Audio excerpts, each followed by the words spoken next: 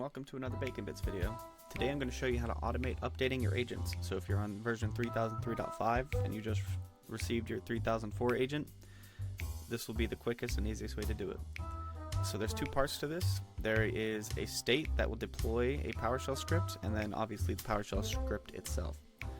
Both of these can be uploaded directly to your Bacon instance, so if you contact us at tech support at baconunlimited.com, we can actually send you these exact scripts that I'm using in this video.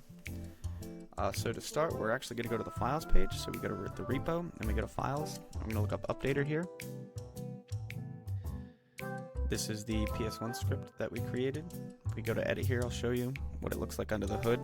Essentially, all this does is a short PowerShell script that will deploy the agent to your endpoint. And like I said, this exact PowerShell script can be accessed if you just hit us up.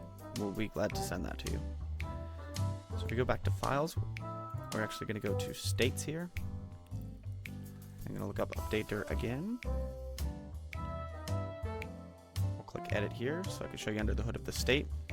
So a state is the way that Salt manages files on your endpoint. So this first part here, this first part of the state here will download the PS1 file onto your endpoint.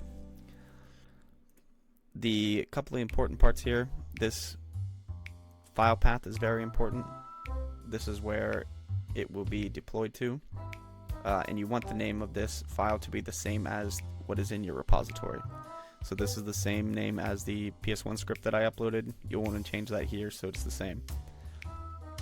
And source, so Salts will want to reference this. This is the file link in your repo, and how you get that, we can go to files here. You click the actions button, you click this copy link button here. This will copy the actual link of the file, and that is what the state will reference. So if we go back to updater here,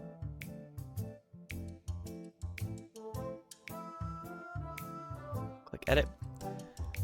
The next part of the state is telling the state to actually run the PowerShell script. So it will run it in PowerShell, it will bypass the execution policy, and it will look for that file in the temp directory that you set here.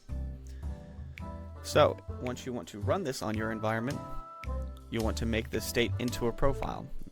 We'll take this state and we'll click to profile, and we'll just name it whatever we want. We'll just name it Windows 3004 Updater. Keep the name the same.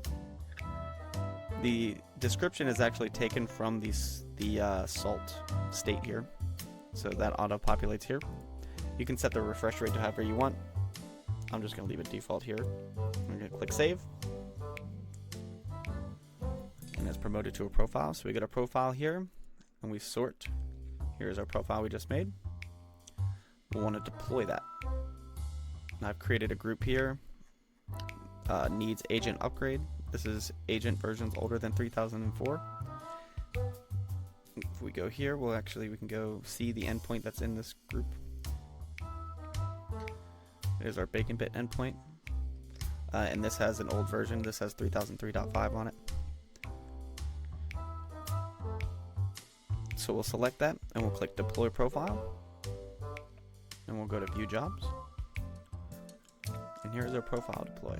I'll pause this here and I'll come back when this is finished. Welcome back. So our profile is finished deploying. It gives us some logs here. This is pretty important. The installation can sometimes take a few minutes, so if you don't see an immediate change, just come back in a minute or so. It should be good to go. We can navigate to that endpoint here. We have the new agent version 3004.2. And obviously we did this on a small scale with one endpoint, but this can be deployed to all of your agents that are online, some of them, any of them. This is a good scalability tool. And of course, if you have any questions, comments, you can just reach out to us. We'll be happy to help. That's it for this week's video. I hope you guys learned something, and I'll catch you next time.